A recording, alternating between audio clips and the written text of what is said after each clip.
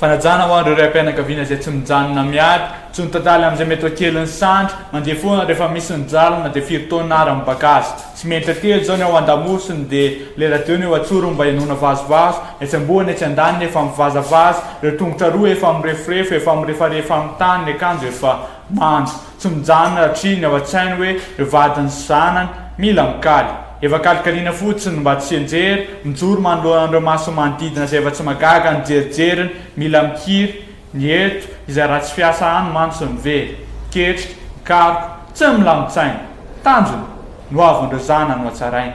Dia fanajana ho an'ireo rehetra izay nitondra 9 volana kibo, izay nanolotra ny fitiavany tsy nisy vidiny, namelona, nananatra, nanoro sy ny menimeny, so vidy vola ny teniny, izay nilatsaka dia vetiny, tady foana na dia efa niraraniny aretiny, mila miarina, miala maraina tsy mody raha tsy alina, miatra ny mafy mba hinanan'ireo maminy.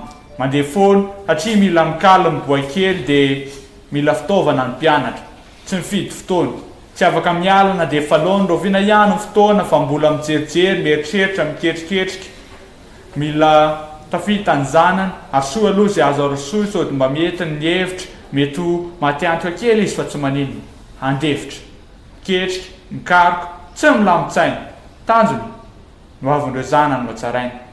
Dia kopatanana mba mpanajana ho an'ireo zandrikely tsy mijanona amin'ny lofo, miketrika mamita ny enti-mody eo am-pivarotana mofo akondro, tsy mijanona, tsy mitaraina korona amin'ny lonjolonjo, fantany fa ratsy ny ety izay natondra anazy nandanjalanja, nao tena ampianarina mila atao manjamanja, lavalava, lalana, fa tsy maintsy tonga any amin'ny tapony. Mandroso foana io na dia efa mitaraina hoe reraka, izao tiana ny lavaka, manana zotom-potsy mety valaka. Miredareda tahaka ny sarbon endasan'ny mofo akondro mantsy izy, tsy mety ketraka, manidina kely ny laveniny, fa tsy maintsy tafy izy, izay ny teniny.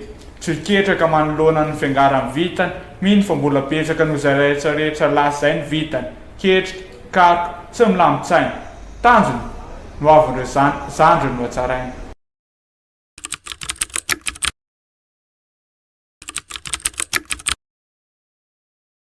Raha migadiny fotsiny aloha ny tonony dia ho hitanao hoe ohatriny ahoana mameteliny, tsy mitsoaka ady na efa kobo ary hoe izao zaniny, ohatriny hoe doktora mpiasa tranony janiny, na fomba fisainany tony ary efa matavy ny fihetsiny, miezaky ny mampiasa kanona nefa mbola piba anakiliny, efa nitsakitsakoko ny penina iraraka ny ranomainty tsy mety kale, ataovy tonga eny am-potitsofondreo izay mody tsy mare, 7,5 miliara ho atsika andreo ndrandra fanjesena fa tsy hoe aka-fanjakana e.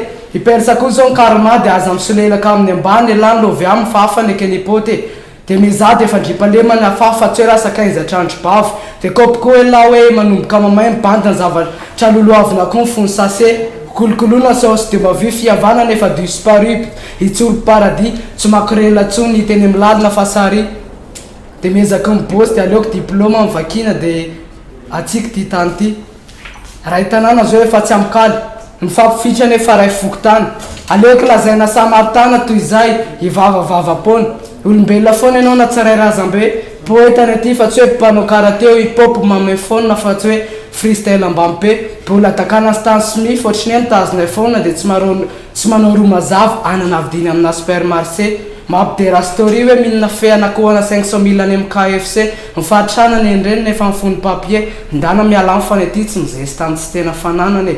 Poezia avoleta dia mitazona akalaky ny vavany menimeny, ny hatsarany tontolo koa io efa zavakanto fa tsy hoe chirurgie esthétique, ka raha migadiny fotsiny aloha ny tonony dia hitanao hoe ohatriny ahoana mameteliny, tsy mitsoaka ady na efa koboary hoe izao zaniny, ohatriny hoe doktora mpiasa trano janiny, na fomba fisainany tony ary efa matavy ny fihetsiny, miezaky mampiasa kanona nefa mbola piba anakiliny janiny misaotra.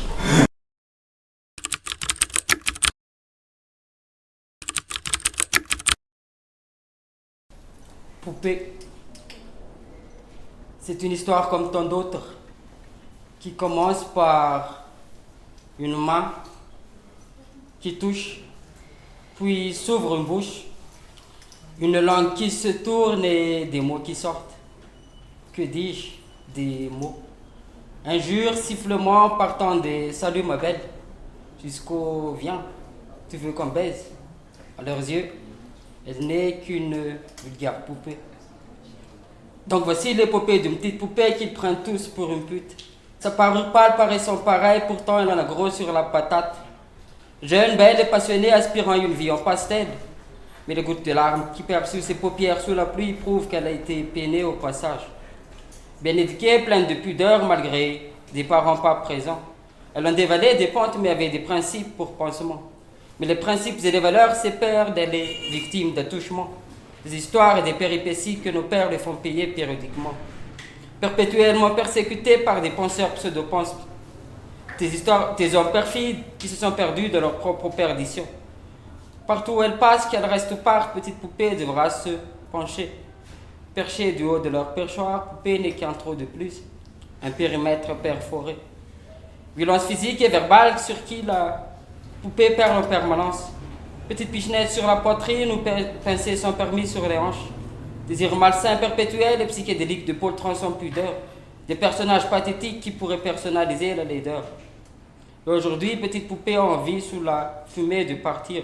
Car ici-bas, tout est dans le paraître et elle n'en peut plus de cette parure. De ces hommes qui se prétendent pieux mais préfèrent plonger dans la perversité. Qui après leurs actes lui crachent des « as-tu réellement dit non ?» pensant se présenter un putain de plaidoyer. Donc voilà, petite poupée sera perdue car cette société est pleine de la pestilence, de tous les cadavres des autres poupées à qui l'on a sali la pudeur. Car parmi nous peut arriver à penser qu'elle est victime et que nous sommes tous coupables. Car l'homme se croit sage, mais ne connaît plus les limites de ses désirs et de quel mot il est capable. Et ce sera toujours la même histoire, qui commencera par une main qui touche, puis s'ouvrira une bouche. Des langues se tourneront et des mots sortiront. Que dis-je? Le mal sortira. Le harcèlement, parlons-en. Merci.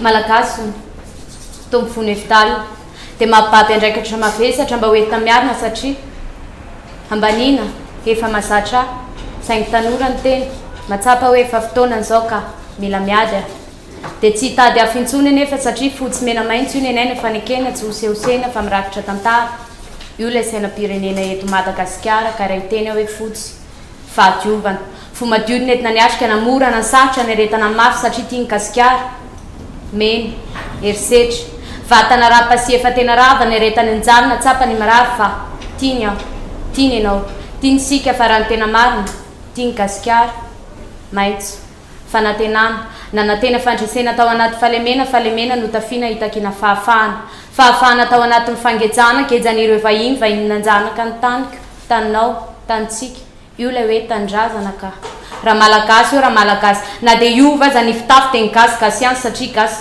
dada gasy neny gasy sika menakavy anefa Gasikara ilay nitady fitiavana tao anaty fankalana ie fankalana satria halanao fa efa rovotra ny lambany halanao fa efa hatsatra ny vatana efa miseho ny tolatavany dia halanao Gasikara ilay nitady tsiky tao anatin'ny alahelo sa fahatezerana ianao ilay afendrifendrinenina hoe mahazana loatra ny fiainana ka mila tsy hotelina nefa zava nisy izany zava misy izany ary tsy hisy izany raha toy isika niezaka fa hijano tantara efa lasa tsosinanenina fisika hiaranarina ny tsy nety hatramin'izay Madagasikara iray ihany dia aleo malagasy komba hitambatra hoe iray sotra to